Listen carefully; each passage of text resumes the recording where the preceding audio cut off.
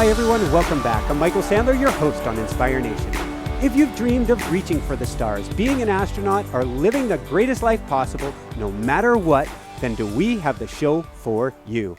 Today we'll talk with one of the most inspiring people you could ever meet. His name is Klay Anderson. He's a record-setting astronaut and the first and only from Nebraska. He's also the best-selling author of one of my all-time favorite books that my inner child and grown-up adult can't get enough of, The Ordinary Spaceman, From Boyhood Dreams to Astronaut. Today I want to talk with him about faith and reaching his dreams, about faith in himself, about faith in God, and his faith in those around him. For you don't step out of a perfectly good spacecraft moving at 5 miles per second, hundreds of miles above the Earth, if you don't have faith, at least in those around you. That plus we'll talk about Batman and Robin, a Keendar beep sound, being robbed of best costume, chicken fried snake and donkey dick, and how a zoom and boom turned into a whirl and hurl. So welcome back to the show, Klay. Are you ready to shine? I'm ready to shine like the sun in our solar system. Woohoo! Well, perfectly put. So before we dive right into things, I apologize, but I've got to ask, did you really have to apply to the space program 15 times before you got in? Yeah, that's one of, I guess, my so-called records, right? That I applied more times than any astronaut in history and did not get an interview until the 13th time. After the 13th time, they didn't select me. They did not select in year 14, but I still had to apply. And then in year 15, I applied and was lucky enough to get selected. I would say lucky at that point. I think by that point you were honing some skills. Yeah, well, I'm not sure what changed their mind, but I'm glad they did change their mind. That's a big woohoo!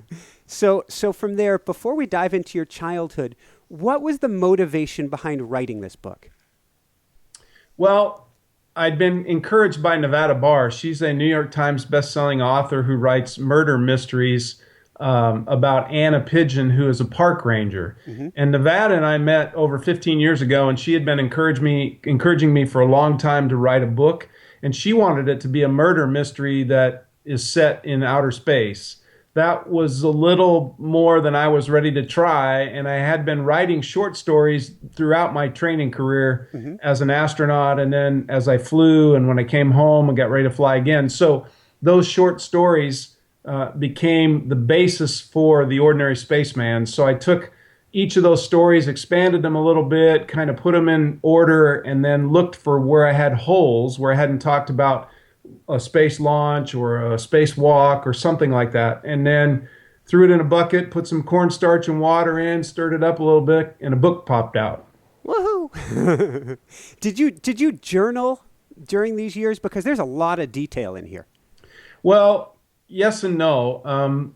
Astronauts were asked by one of the science investigators to keep a daily journal or a weekly journal or an every couple day journal as part of his experiment because he looks at expeditionary behavior, guys that travel to the North Pole, people that live underwater, people that have gone into space, and he's trying to come up with tendencies and write about the psychological aspects of all that. So I did do that, but in essence, I had kept these little journalistic notes of stories that were cool, right? As an astronaut, not every day is cool. There are some really nasty, boring, crummy days. Mm-hmm. But every so often, there's a way cool day that I thought, man, this is unique. This is what an astronaut is. This is the real deal. And I wrote a short one-page story.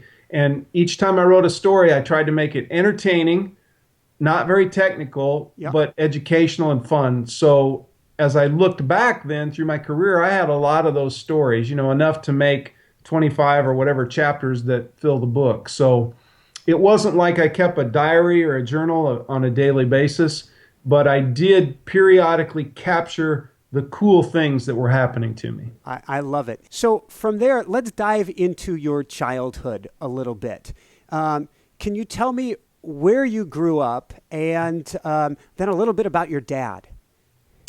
I grew up in a small town called Ashland, Nebraska, which is about halfway between Omaha and Lincoln in the east end of the state. and it's situated right on the south bend of the Platte River, and where the Salt Creek enters into the Platte River. Okay. At a place called Lenoma Beach, I guess. And Lenoma is a lighthouse on Highway 6 that stands for Lincoln and Omaha, because that lighthouse is built at the halfway point between the two cities. So the town was very small, about 1,800 people for the most part. When I was growing up, we had one high school, reasonably small, compared to the other schools in our classification. We were one of the smaller ones. But, standard small town living. We had a couple drugstores where you could go get a soda and read some comic books, and, a local doctor that had a small office, that kind of thing. How far is it from I-80, out of curiosity? About 3 miles. Okay. So I've ridden my bike through there. Oh, absolutely. I did a 5,000-mile cross-country journey, a 40-day put your head down and go, and I rode right through there. I knew I recognized that name. Yeah, the Strategic Air Command and Aerospace Museum is right there near Mahoney Park, and a couple other things. I've seen this. I've seen the signs for it. So can you tell us about your dad real briefly? Because I don't think anybody is made in a vacuum. And I would agree with that statement. My father was an Ashland resident his entire life. He went to high school. He did not go to college. He had the opportunity to have his college paid for by some local citizens, some kind of, I don't know, what do you call it, city leaders maybe? Yeah. But he did not do that. He chose to enter the Navy. He was a Korean War veteran. And when he came out of the Navy, it turns out he had a lot of heart problems. So before he was 35, he'd had multiple heart attacks. And so he had a job with the State Highway Department of Roads, and he kept that job and maintained that job because of the health benefits that were provided to him. In the event that he kind of felt heart attacks were a part of his life, and that if those were to continue to happen, it would be good to protect his wife and his family by having that job with the security of the health benefits. It's amazing that he had the foresight to do that and the inner strength, because that wasn't his calling, but his calling was really putting family first. Yeah, absolutely. He was an incredibly intelligent guy. He had a sharp wit. He helped everyone in town. If there was something that needed to be done, he was right there helping to do it. He never really, he didn't ever complain too much about his job. He just did it, but it was pretty obvious that he wasn't being utilized. I would end up becoming a summer employee for the State Highway Department. So he and I would ride to work together and ride home together every night during the summer, but we didn't work together. I worked on doing the sweaty, heavy lifting stuff, and he was kind of a project manager, but he was capable of so much more, I think, than what he did. But his lot in life was to maintain that job, keep a paycheck coming in, and have the stability that he could provide for his family on a regular basis. Something would tell me that he helped to get you off of the ground. Absolutely, he sure did. So can you tell me what the significance is of a Keendar sound and Apollo 8 loud and clear? Roger, please be informed there is a Santa Claus. Yeah. Well, when I was 9 years old, my first recollection of the dream of becoming an astronaut happened on Christmas Eve in 1968, when the Apollo 8 astronauts were going to go behind the moon for the first time in human history. And as part of that, we were sitting on a wooden floor on a little throw rug in front of a black and white TV in Ashland, Nebraska, awakened by our parents to see another event of historical significance. As we sat there, I'm just 9 years old, right? I'm pretty sleepy, but I'm watching this, and I'm enamored by all the conversation that's firing back and forth from a flight director who's in charge of everything in the control room to three guys in a little space capsule heading toward the moon. And as the flight director called everybody for a go, no go, and people began to respond with their call signs and, retro, go, ecom, go, surgeon, go. Capcom, go, all that stuff. Yep. I was getting pretty excited until they actually went behind the moon and all you heard was the static of a big rock blocking all the radio signals. Well, as they spent that time passing around behind the moon, I guess it was probably 20 minutes or something like that. I really don't remember. Eventually, the Capcom, the capsule communicator, the astronaut that talked to the astronauts in the spaceship, he began to key his microphone and make the standard requisite call, Apollo 8, Houston, over. Apollo 8, Houston, over. And anytime you make a call on the space-to-ground loops, there's a quindar tone, and that quindar tone is that little beep you hear. If you pay attention, most people kind of ignore it. But as the Capcom called to these guys, eventually the call back was not static. It was Houston, Apollo 8. And yes, Virginia, there is a Santa Claus. They had made it around the backside of the moon. And at that point, I didn't care what happened after that. I just knew I wanted to be an astronaut. That's awesome. So fast forwarding from there, you did something rather, at least unusual, we could say, in that you made it known in high school that your intention was to become an astronaut. Yeah, I guess a lot of people remind me of that. Personally, I don't know how much I proclaimed it or how much I stated it. I probably, in a couple of classes, when the teachers say, hey, what do you want to be when you grow up? Oh, an astronaut. But apparently in high school and in college, I have a lot of friends that will remind me how much I talk to them about becoming an astronaut, which to me is pretty unique, I guess. Although I don't really remember. No, I would say saying that. I would say so. So what was your faith or your belief system like at that point that says, I'm going to do this, I'm going to be an astronaut someday?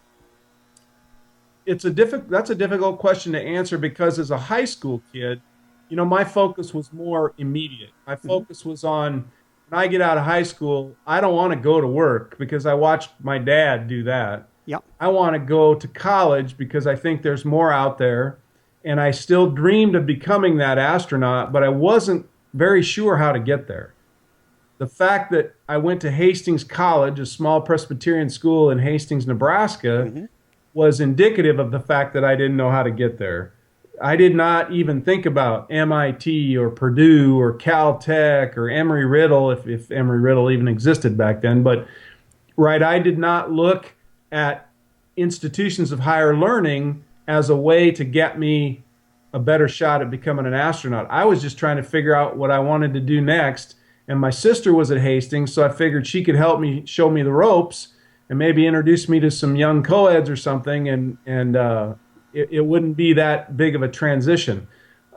Looking back on it, I applied to UCLA, and I applied to Hastings College and the University of Nebraska. And, UCLA, where I wanted to play basketball for John Wooden, they didn't even respond to my application. And I had really good ACT scores. So, tough loss, UCLA. And then you got into a summer internship in 1981, and it sounds like that was a huge break, but kind of a break of your doing.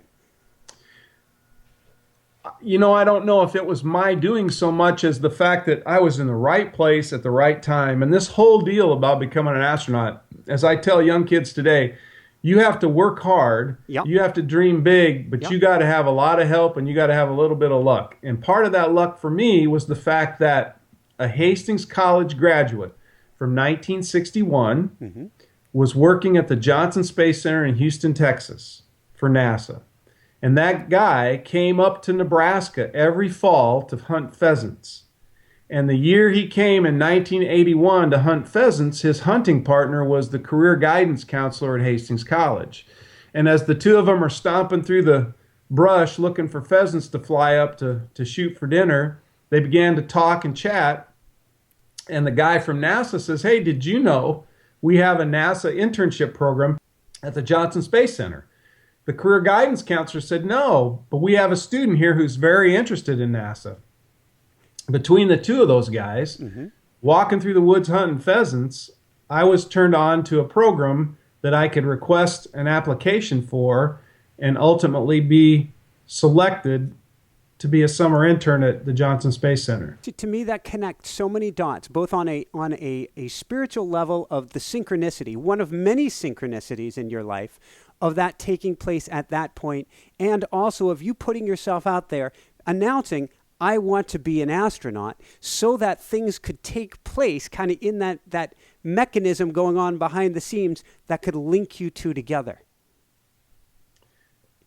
It's obvious to me, as a man of faith, that those synchronicities that you refer to were more than that, I guess. I think that I was selected, so to speak. You know, who thinks of a small town kid in Ashland, Nebraska, that grows up to be a United States astronaut, the only one from that state, from a small school nobody'd probably ever heard of, to doing 6 spacewalks and living in space for 167 days. I think even now I feel like I have more to do. I have not quite figured out what that is, what that means, but I think there are bigger things out there for me. That makes perfect sense. So going from there, and I'd be very surprised if there aren't bigger things coming up. This was just one step for you. And as I say that, I can remember now on the bike ride, I'm pretty sure I saw signs with your name on it coming into town. I doubt that. I don't think there are any. Okay. In grad school, how did you do this? You're coming up on graduating, if I understand correctly, and you turned down a NASA job and to finish your master's degree. And what was your faith like? What was your belief like? Because a NASA job doesn't come around every day. True. It doesn't come around every day. It's based on government hiring windows, but I was pretty naive. So when they liked my work as a summer intern 2 summers in a row, and when they offered me full-time employment, that was a pretty neat offer, but I didn't really understand that I might be giving up a big chance.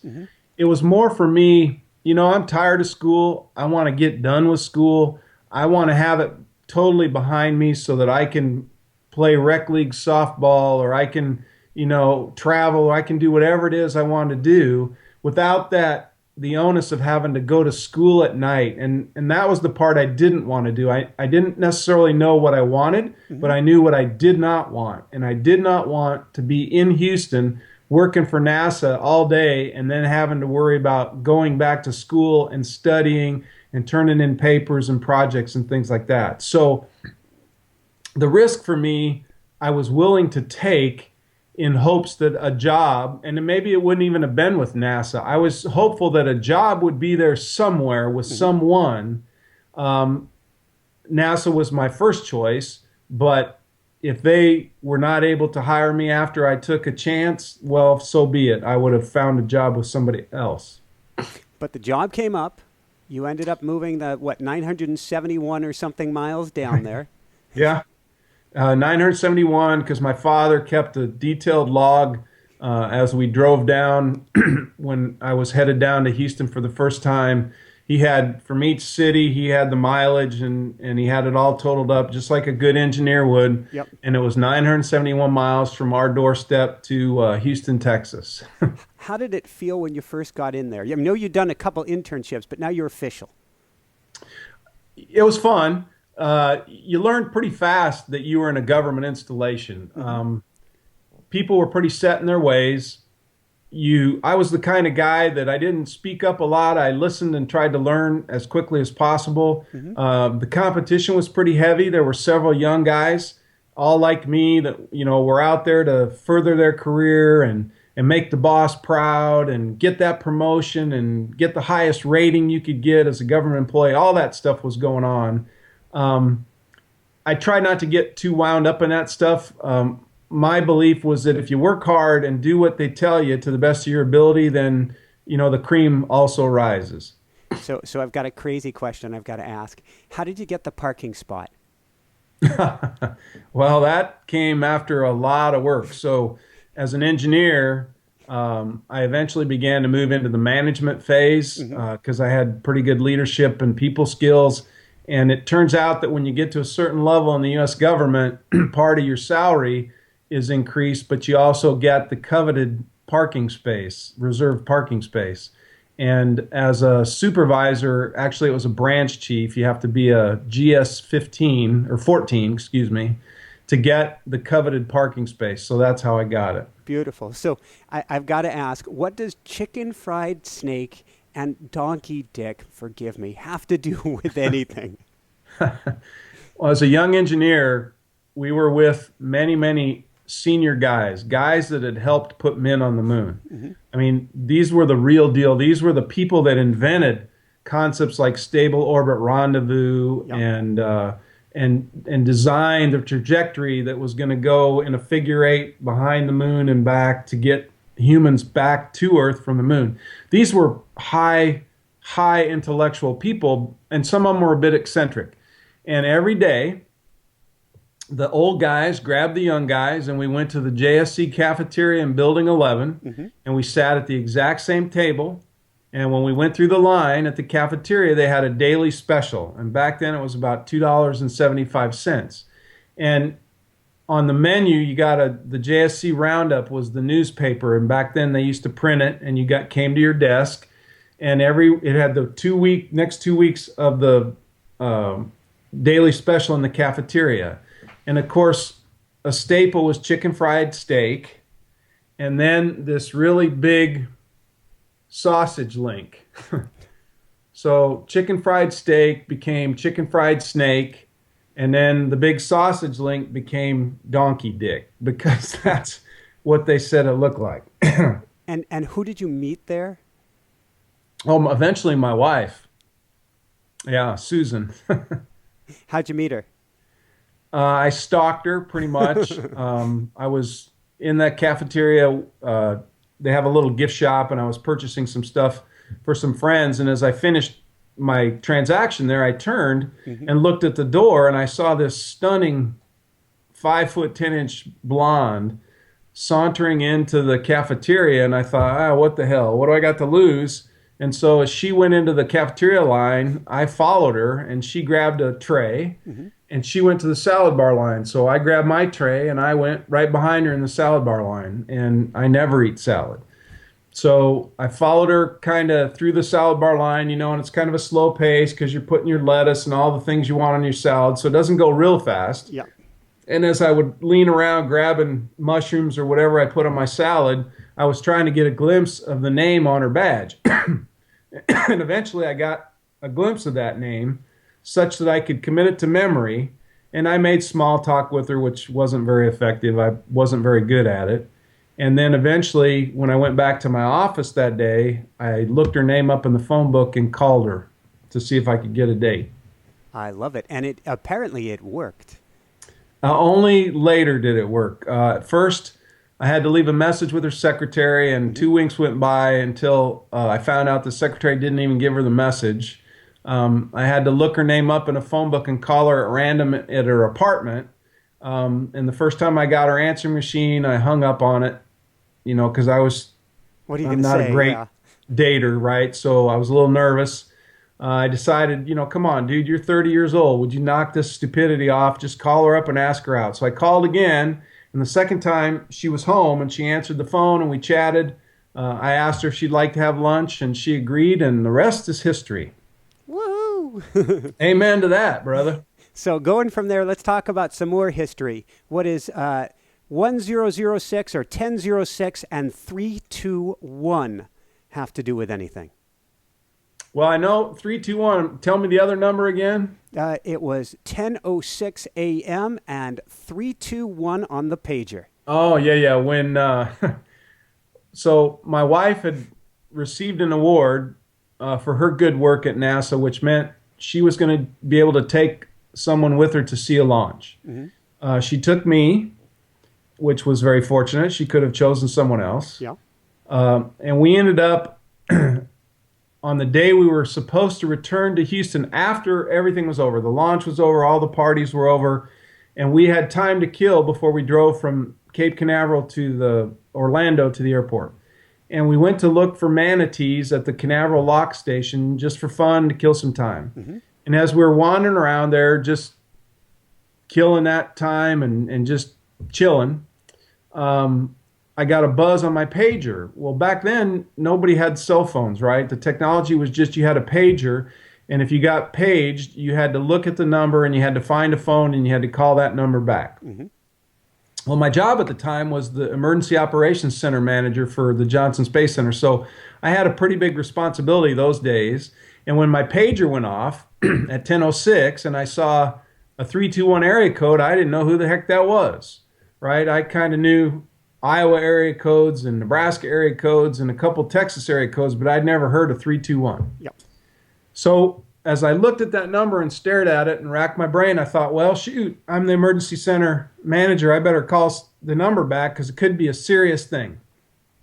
But we looked around, there were no phones until we found a small government shack there at the Canaveral Lock Station. We snuck over to it. We kind of rapped gently on the window, and we looked inside the window to see if we could see anybody, and there was no one in there. And so I tried the doorknob, and it opened up, and we went inside, and we commandeered one of the black rotary dial telephones on the desk.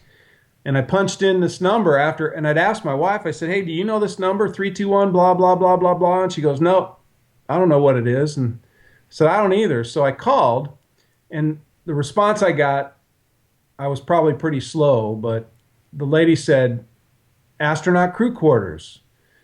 Well, that didn't dawn on me either. So I said, this is Clayton Anderson. I think you're probably trying to reach my wife, Susan. Yeah.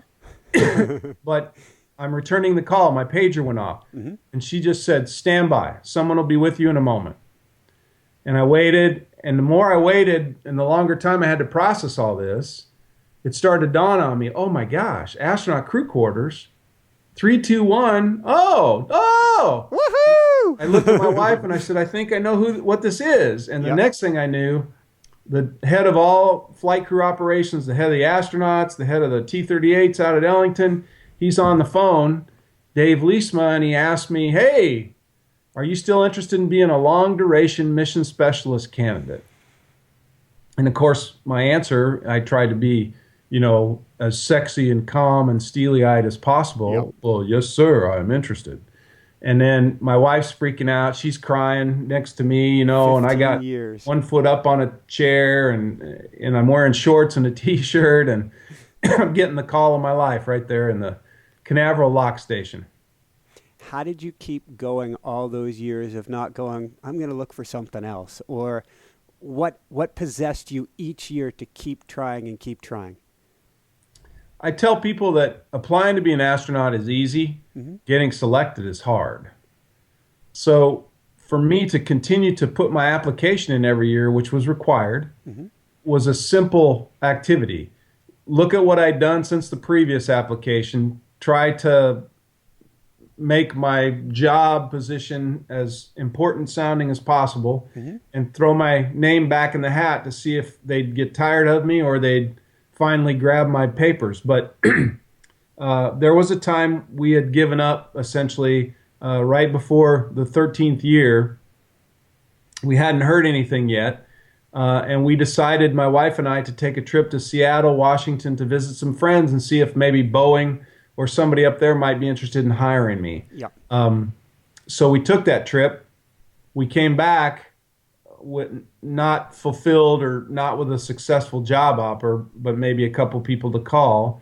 But when I got back to my office and sat down the next week, the phone rang, and they asked me if I was going to be in town in January, I believe it was, to come and be interviewed to become an astronaut. So at that point, Boeing, sorry, you lost out.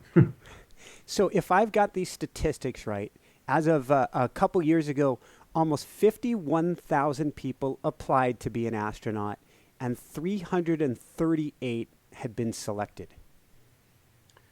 Yeah, I don't know about the total through history. I know just this last year, 18,000 people applied, and they plan on taking 8 to 13. So your numbers are probably exactly right, and it just shows the huge odds against being selected. So you get in, you're on cloud nine. 2 weeks later, what happens? I'm trying to remember. Or let me put it to you this way. I've got a space in my knee where mine used to be. Oh, yeah. Softball happened. I'm a pretty good athlete. I've always been an athlete. Football, basketball, track, golf, baseball, all that stuff. When I got to NASA, I was big in the competitive recreation leagues, softball, flag football, basketball, everything. And it turns out that right after I'd gotten the call, we had a game scheduled, a softball game. And at that night, I was playing right field, and the ball got hit over my head, no fault of my own. And I turned to go try to catch it or play it off the fence. And when I turned and planted my left leg, something gave. And I thought, oh, it's just some small deal. It'll go away. And as the game progressed over the next several minutes, I began to quickly figure out that something bad had happened, and it wasn't going away. And it turns out I had torn that night my ACL, anterior cruciate ligament, and I was going to need some serious surgery. I'd be going to myself, oh my God, is this it? I'm 2 weeks in, and now I've got a blown knee. Are they going to keep me in the program? That's exactly what I was thinking. Am I going to get kicked out? So I mustered the courage to call the head of the astronaut selection committee, since he was the guy I knew locally at the Johnson Space Center. And I said, hey, I tore my ACL. I need surgery. Are you going to kick me out? And he goes, nah, once you're in, you're pretty much always in. So, but then I tried to not let people know I was hurt. Yeah, you said something about like extra large trousers to hide the brace that was underneath. Yeah, thank God for 3 pleated slacks. Beautiful. So let's go from there. Let's really geek out on a few things here. First off, what is the PE shop, and can you tell me about rubber heels? So the PE shop is the personal equipment shop at Ellington Field, and they are the guys that outfit astronauts and astronaut instructor pilots who fly NASA aircraft from Ellington Field in Houston. So as a baby astronaut, one of my first assignments, if you will, was to fill out a form that asked a bunch of questions like my height, my weight, my chest size, my inseam, all that stuff, because they were going to size me for flight suits, flight jackets, boots, all that kind of thing. And when I went out to the PE shop that very first day, I'd never been there. I'd never been to Ellington Field in that part of the facility. So I'm walking through a hangar like some lost dude, and I'm looking at all these gleaming white and blue T-38s parked in this beautiful hangar, and I can't believe I'm there. And somebody says, "Can I help you?" And I say, "Yeah, I'm looking for the PE shop." And they point me over to the west wall, and there's a blue door that says PE shop. And you go through the door, up the stairs, and immediately a guy, and his nickname was Sarge, and he says, "Hey, Clayton." And how's this guy know my name? And he called me into a small back room with a wooden picnic table, and he sat me down. He reached into some kind of storage room, and he pulled out this big green Army duffel bag, and he dumped it on the picnic table, unzipped it. Christmas. Started taking stuff out and handing it to me. Yeah. Here's your knee board. Here's your flashlight. Here's your wristwatch. Here's your jacket. Like, whoa, what is all this? Well, it's astronaut gear. And it was pretty impressive. Now, the rubber heels you mentioned, so we go through all that, right? He gives you 2 flight suits. He gives you a jacket. He gives you a pair of black regulation Army boots. He gives you the flashlight, the watch, the knee board. I don't even remember what all else he gave me. He gave me a helmet bag, I think, and some other stuff. And then he says, "Come on, we got to get your boots." And I said, "Well, I got boots. And you just gave me boots." No, we got to get your custom-made boots. My custom-made boots? So he pulls me in another room. Yep. Whips out one of those foot measuring things that you used to get in the shoe store. Yep. and he had some patterns on the floor, and he starts asking me all these questions rapid fire. What kind of boots you want? I don't know. What kind of boots you got? And, I don't know how I'm supposed to know any of this, but, boots can come with laces. Boots can come with buckles and straps. Boots can come with zippers. I didn't know any of that. And he's constantly asking me all these questions. And my reply is always, well, what does everybody else get? And he would say, well, most people like, and then that's what I want. And when he got to the heels, he said, do you want leather heels or rubber heels? And I said, well, I don't know. What do most people get? He said, you don't want to fall on your ass, do you? No. Well, then you want rubber heels, I think. Yeah, I forget. But it's in the book, right? Yeah, it's rubber heels. And then I was fascinated. So I was fascinated by that. And then your helmet selection was also pretty cool.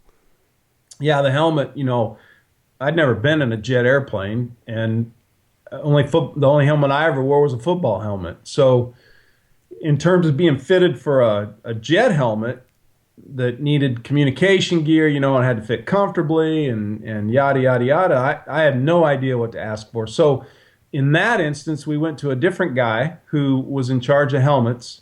And at least then I had the wherewithal to say, can you show me some? Because we walked, in order to get to his office where he was writing down all my suggestions and my preferences, we walked right through the room where all the current astronauts had their parachutes and their helmet bags and all their gear. So he went through and he just began to open up helmet bags and pull out different helmets. So we saw a bright yellow one with black lightning bolts. We saw a baby blue one. I think that was Story Musgrave. Mm-hmm. And we saw metallic blue, which was most of the class of 96. They all got similar helmets for some reason, but that was pretty amazing. And when he plopped the big notebook down in front of me with all the pages of choices, it was like, I really didn't know what to do. To be honest, I really didn't know what to do.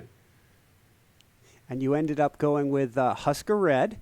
Right, Husker Red with a white visor, with the NASA meatball on the visor, and red and white kind of symbolized Nebraska. It kind of symbolized Iowa State to a certain level, and Hastings College, who was a dark red and white. So I kind of hit all of them at once, but primarily the focus was on Nebraska since that's where I was from. That makes sense. So let's fast forward to where you're wearing that in a T-38 your first time.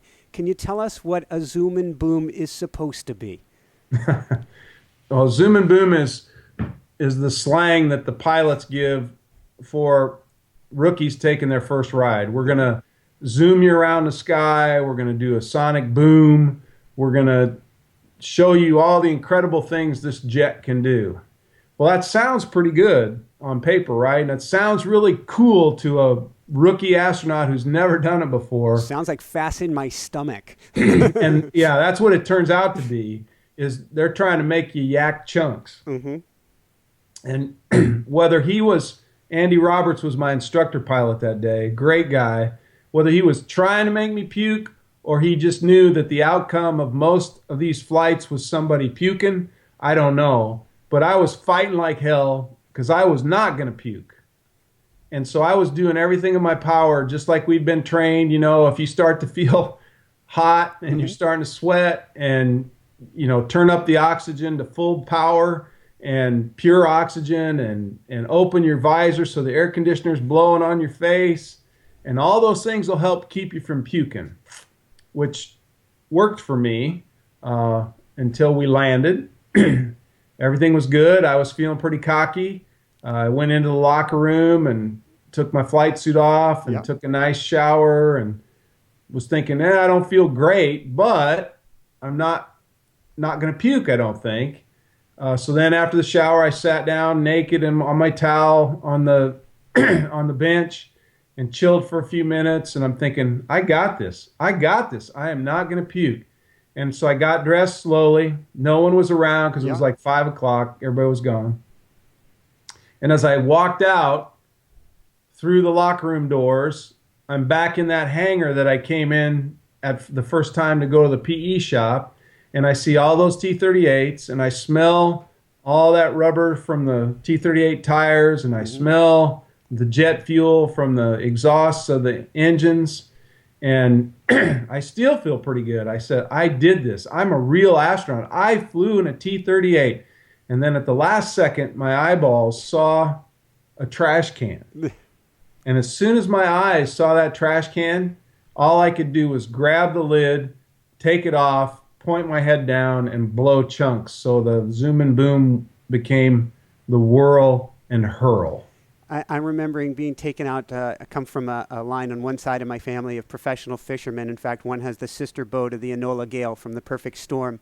And I remember going out in my first time in a lobster boat when there was a hurricane off Bermuda. And so it was 20-foot swells, which means 40 feet up and down. And I'm told by my uncle, no matter what, you keep us pointed at the swells, because if not, the boat falls. And I did my job. We survived. He did what he needed to do. We got back inland, and I made it to shore, no problem, stomach fine. After putting my feet on solid ground for a few minutes, that's when my stomach caught up with me. Yeah.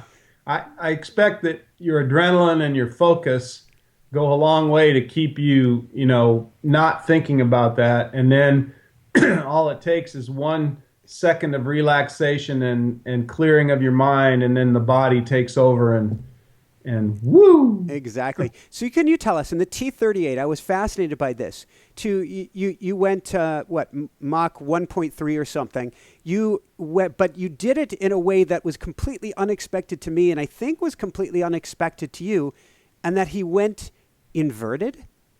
Yeah, the T-38 is not powerful enough to break the sound barrier by flying straight and level. Mm-hmm. It doesn't have that kind of engine thrust, nor can it go straight up vertically like the F-14 or the F-18 or the F-16, some of those high-powered jets. And we're still talking 26,000 horsepower or something, though. Yeah, that doesn't mean much to me. It's just not fast enough to break the sound barrier straight and level. Yeah. So as we go up there, Andy had told me we're going to go to flight level 410, which is 41,000 feet. Mm-hmm. And then he said, do you want to break the sound barrier? Well, heck yeah, I want to break the sound barrier. And I'm expecting him to go full throttle, straight and level, and we'll break the sound barrier. Well, all of a sudden, he rolls the jet. He pulls back on the stick and rolls the jet. Mm-hmm. And the next thing I know is we're diving straight down to the Gulf of Mexico. And then, with the thrust and the force of gravity helping us, we could break the sound barrier. And so he had me watch the velocity tape, and we went faster and faster and faster until we topped out about 1.27. And of course, then, me being the idiot that I am, having never been in a jet, I'm thinking, well, shouldn't I hear the sonic boom? Well, that you just pulled away from. Idiot, because it's behind us. So, once I figured that out, I was like, oh, pretty stupid.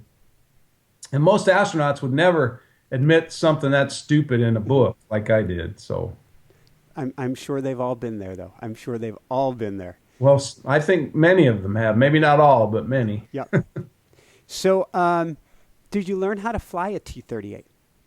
Yes, I did, actually. I took it real seriously. I wanted to be the best pilot I could, and the reason was very pragmatic. Mm-hmm. In the early days of me becoming an astronaut, the ejection seats on the T-38 were not integrated, in that today, if the front seater pulls the ejection handle, everybody goes. Yep.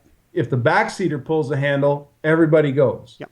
In my time as an early astronaut in 98, it was totally up to you. If the guy in the front pulled his handle, mm-hmm. he was going and you were staying, unless you pulled your own handle. Is it a separate canopy so that you'd still have integrity of the craft? Yes. Uh-huh.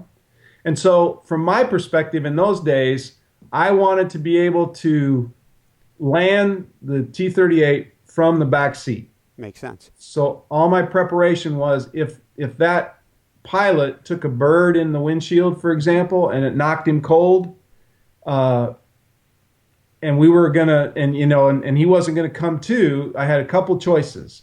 I could try to land the jet myself, or I could punch out and save myself, but the jet and the pilot would be lost. And that was not acceptable to me personally. So I worked really hard to try to fly it as best I could, and I figured I was going to try to land it, and if it was unsuccessful, well, then we'd lose the jet, we'd lose me, and we'd lose the pilot.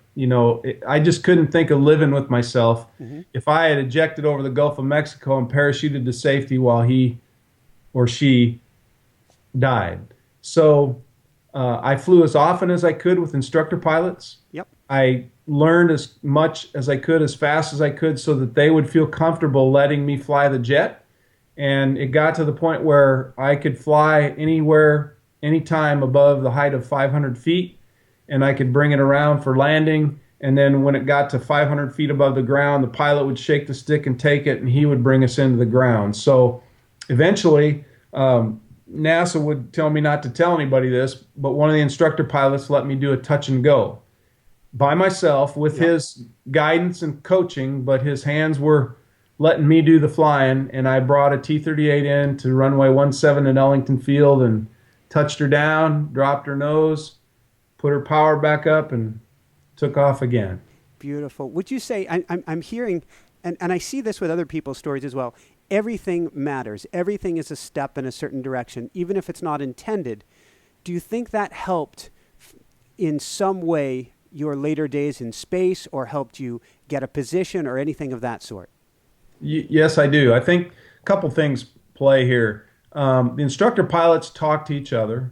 Instructor pilots talk to other astronauts. They talk to astronauts who are veteran flyers about the rookies. Well, how's so-and-so doing in the T-38, And the fact that instructor pilots could say, well, Clay's holding his own. He does a pretty darn good job. That I hope that's what was going on, or that's what was being said. I really don't know, but apparently I was doing okay because I was one of the first in my class to be considered for assignment. So, that competitive edge is always present in the astronaut world. Everybody wants to be the best. Everybody wants to fly first. Everybody wants to fly more than once first, So anything I could do to solidify my reputation without talking, right? I'm not going around saying, man, I'm doing awesome. I'm letting other people do the talking for me by virtue of my performance and my work ethic. And I think that was key for me when I eventually got chosen to be a station crew member. I love it. And I want to talk, before we end, we've got to talk a little bit about you being in space, but I want to talk about two, if we could, really challenging things that occurred on the way there. The first is Columbia. Well, as part of this, just like we talked about, I guess via reputation, work ethic, working well with others, those sort of things, the commander from Columbia, Rick Husband, called me one morning and asked me to be a family escort. I was honored, but I had no idea what that meant, really. A lot of what NASA and astronauts do is learned on the fly. It's not learned through a training class or a training book. But I was honored to do it because he was a man of faith. He was a great guy, great family man. He was one of the good guys. And the ability to be his family escort meant a lot to me. It meant that he thought I was capable and worthy. He knew I had faith. He knew I was a personable guy that would be able to interact with a lot of people well. And the way it started out, it was a great time. It was a blast. I was a babysitter. I was a chauffeur. I was a food prep manager. I was a confidant. I was a question and answer man. I did everything. Anything the families needed, we were there for them. And it was fun. And the more you got to know the families, the better it got to be, until, of course, landing day. And it was that day that was probably the worst day of my life, when I'm standing at the runway waiting for all those heroes to come home to their families, and they never arrived. And that was an extremely difficult period in my life. It still haunts me today, I guess. It kind of defined me. It's changed me in ways that I'm still figuring out. So, what are some of the ways, or how did it shift you after that? There was a lot of concern by others for my safety if I were to fly. I don't think it affected my willingness to fly.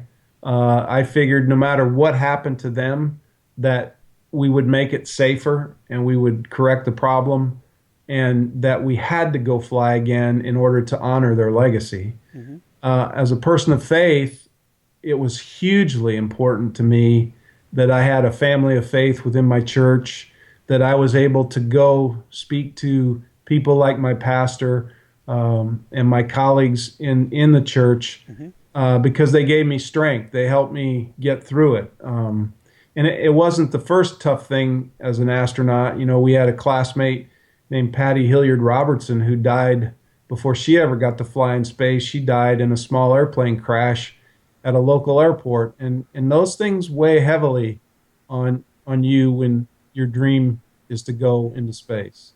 And I imagine weigh heavily on your family too. Oh, absolutely. And probably we didn't talk about it as much as maybe we could have or should have, especially with regard to my kids. Mm-hmm. They were at a young enough age that it was hard to know how much they really did understand or how much they really were focused on. It seemed, I was talking with my wife Jessica about this, and it seems like the husband doesn't just go into space, but the wife does, or the husband does, vice versa, you know. Yeah, well, for me, I can only speak for me. Mm-hmm. It was a total family effort, right? For every day I was gone, my wife had to take over for the family and the kids. And for every day, or for every Little League baseball game I was absent from, or every dance recital I missed, you know, those are things you can't get back. And I wanted to be there for my kids. They understood my dream, but when I was home, when I was in Houston, I was with them. I was home whenever I could be. Mm-hmm. We were doing family things whenever we could. But I was pretty stressed, and there was lots of stuff going on in my brain, and I was exhausted. It was a tough thing to do. You know, astronauts make it look easy, but at least for me, it was quite difficult. So going from there, maybe you can tell us, if it's all right with you, about your struggles in Star City. And what is Star City? Star City is a former military installation in northeast of Moscow where all the cosmonauts in history have been trained to fly in space. And that's where American astronauts still train with the Russians to prepare to fly on the Soyuz rocket and the Soyuz capsule. So as an astronaut who was selected to not only fly on the shuttle was simply my taxi cab ride to the space station. Mm-hmm. And so to go to the space station meant you had to learn Russian, you had to learn about the Soyuz, it was your rescue ship if you needed it. You had to learn about the Russian systems with regard to the space station, how they interacted with the American systems on the station. So it was a full plate of learning, extremely challenging. But as I look back on it, that's probably one of the most rewarding aspects of flying in space that I had, was the fact that I went to Russia, I learned to speak the language, and I worked with Russians who helped me come back safely. I love that you're sharing that, because in the book you talk about how it was incredibly depressing. It was high anxiety. It's fascinating to me, because at the time it seems like it was so much time away from your family, such a miserable experience. And on the other hand, it was another way that it defined you and made you better. Sure. And part of that is you have to come to the realization, you have to get through the personal, at least I did. I had to get through the personal impacts of being away from my family, of being in a cold, desolate place. You know, my first trip was in January, and it was freezing cold with tons of snow on the ground. I was missing my family. I was questioning whether I was doing the right thing. You know, it was a struggle early, and the more you traveled there and trained and then traveled back and traveled there and traveled back, the harder it got for me. There were some wonderful experiences along the way. Though the Russian people are fantastic, The training people, for the most part, are fantastic. I love that aspect. I love the people and the willingness they showed to make me successful. And I have lasting friendships from those people that I would really like to go back there and shake their hand again. And they helped me get through it all, along with my family in their faith and their strength and their independence, and me too, right? I learned a lot about myself. I learned that I was capable of a lot more than I might have given myself credit for before.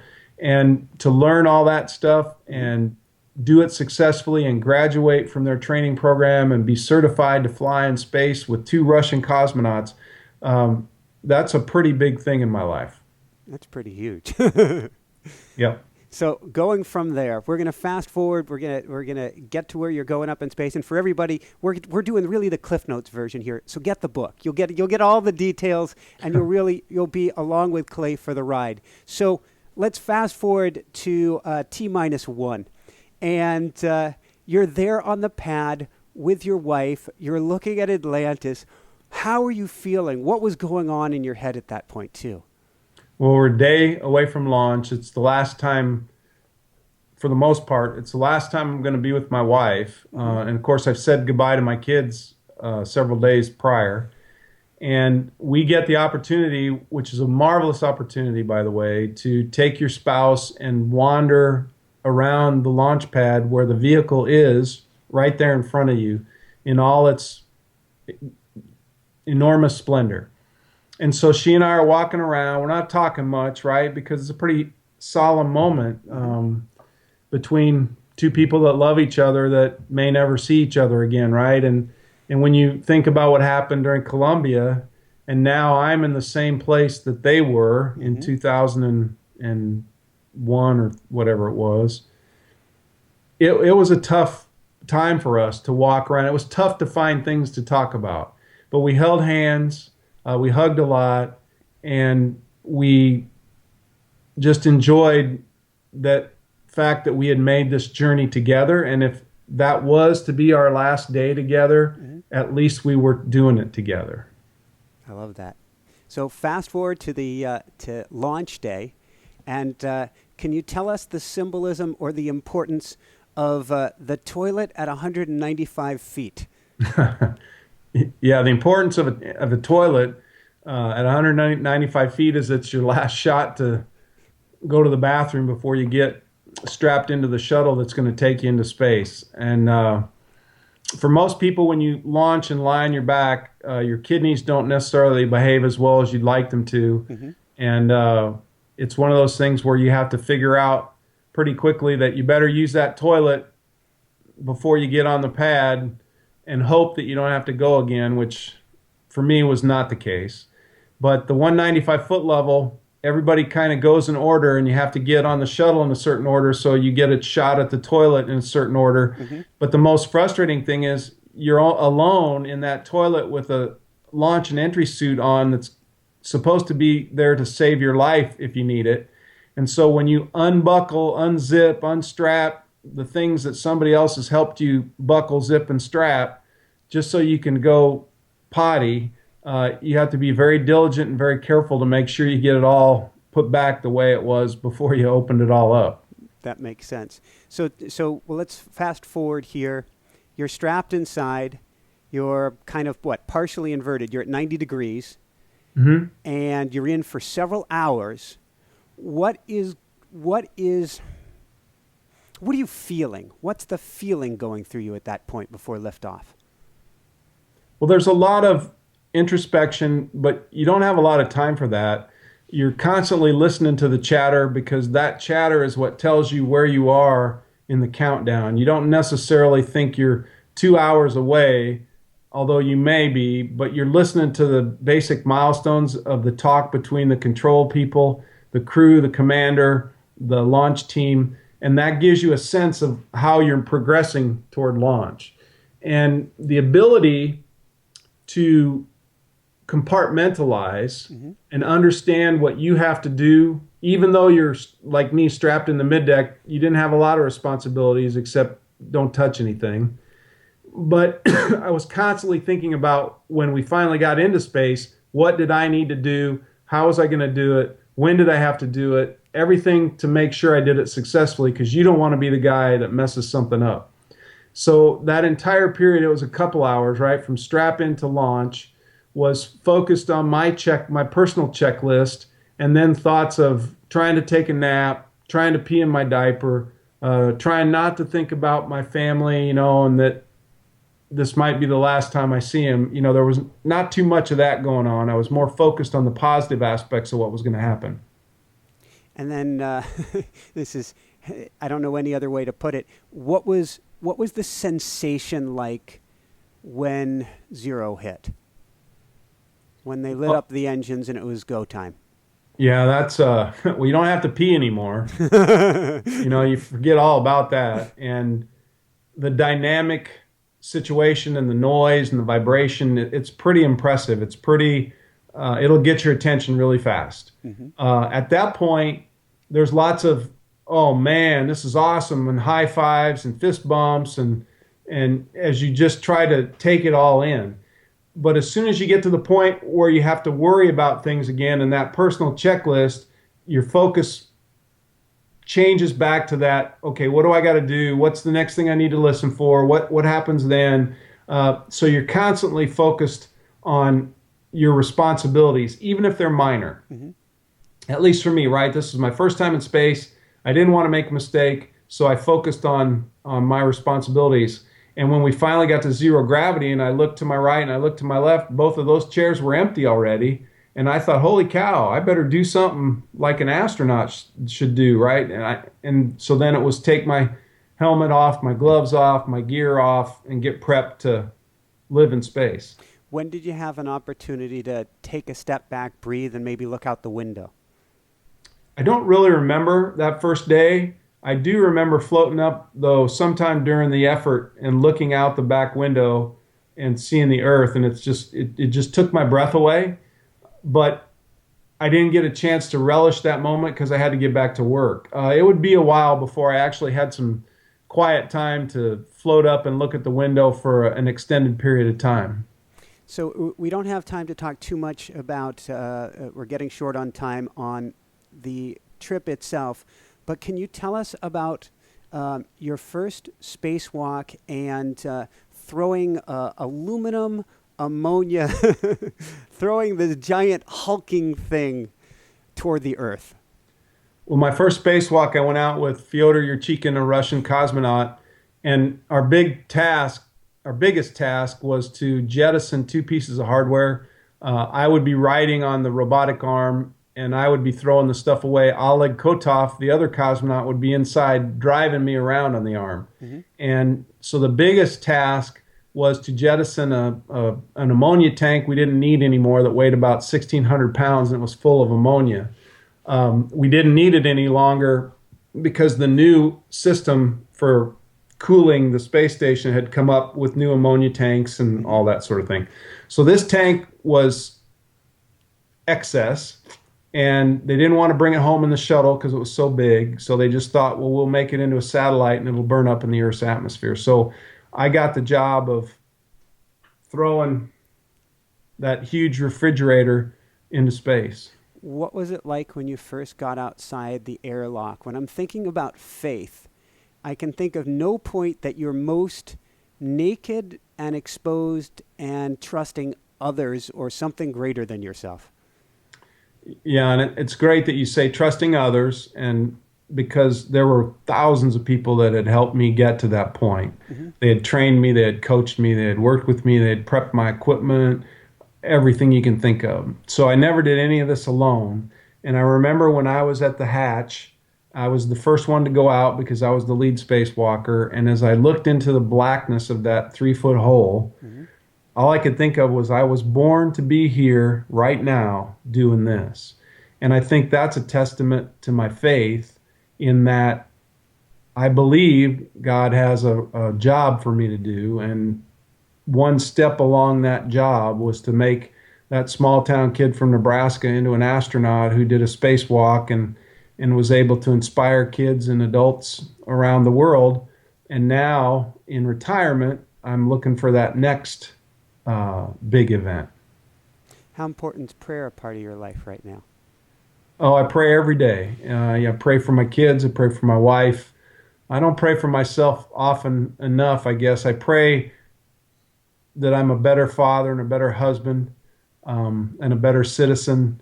But right now I worry about my kids and my wife, and I want them to be healthy and happy and successful. So that's where the focus is. That makes sense. What words would you give to either parents who have a child, let's say for parents who have a child who's interested in being an astronaut or doing something really, really big?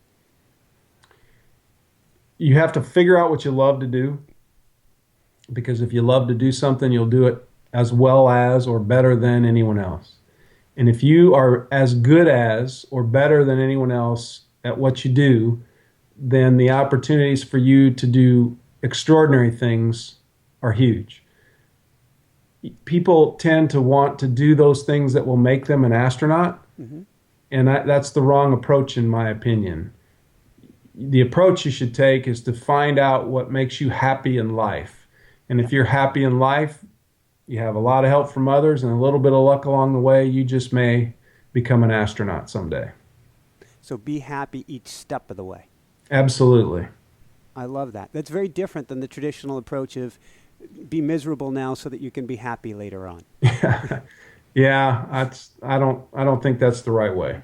So as we wrap up, just a few quick wrap-up questions we have here. First off, what personally now brings you the greatest happiness, or what I call the woohoo factor? Well, I love it when people read my book, The Ordinary Spaceman, and like it, and are excited about what they read, and that send me notes or post on social media. Not everybody likes it. There have been a couple people that are pretty sour about what I wrote, but that's them. And the great majority really love The Ordinary Spaceman. So that makes me feel really good. The other thing is when I speak to audiences and I can inspire them and fire them up and get them excited and entertain them about my career as an astronaut, I simply love that. I couldn't ask for more. Beautiful, beautiful. And I can't recommend your book enough. This was the first book where we didn't go there, but I broke the 100 question mark, and that I had over 100 questions that I wanted to ask you about, because there's so much cool stuff in this book, and you really take people through the whole journey. So I can't recommend it enough. Where can people go to find it and to find out more? Well, they can go to astroclay.com, which is my website. That will lead them to the University of Nebraska Press, who published the book, and you can, of course, purchase it from them, or you can purchase it from Amazon.com or Barnes & Noble or bookstores around the country, hopefully. I'm not sure how widely released it is. I don't have a great big publisher, so the best shot for people is to probably order it online. In Amazon or Barnes & Noble, you can get it electronically on your Kindle or your Nook, or you can get a hardback copy of that. So I would encourage everybody. Mother's Day's coming, Father's Day's coming. Great gift for mom and pop. Fantastic. And a book of dreams and helping people get there. So we'll put the links to get people over there as well in case they're driving down the road. Any last words of wisdom you want to share with people? I am so honored to be a retired United States astronaut and to have experienced the things that I've been able to do. I take my job my responsibility as a role model very seriously, and I try to do those things that uphold the finest traditions of what an astronaut represents. So I try to speak the accolades for NASA and tell people why it's important we have a space program and why it's important that their tax dollars fund that space program. So folks can follow me on Twitter, Astro_Klay. I'm on Facebook, AstroClay. And then, of course, again, my website is www.astroclay.com. Woohoo! Well, thank you, Klay, so much for being on the show. Thank you for your work and continuing to inspire people. For everyone out there, this is Michael Sandler saying, be well, have fun, get the ordinary spaceman, and live anything but an ordinary life, and shine bright. Woohoo! Big thumbs up. Thanks so much for watching. If you enjoyed it, be sure to like below. Also, leave your comments. Have some real fun with it. Subscribe to our channel where you're going to get more great videos, more interviews coming up. And check out our website, inspirenationshow.com. That's where you'll find tips, blogs, information, videos you won't find anywhere else, and useful and helpful resources to really help you kickstart your life and to shine bright. Thanks so much again. Thank you for your support. Like, comment, subscribe. See the website. Thanks so much and have fun. Of course, shine bright. Woohoo!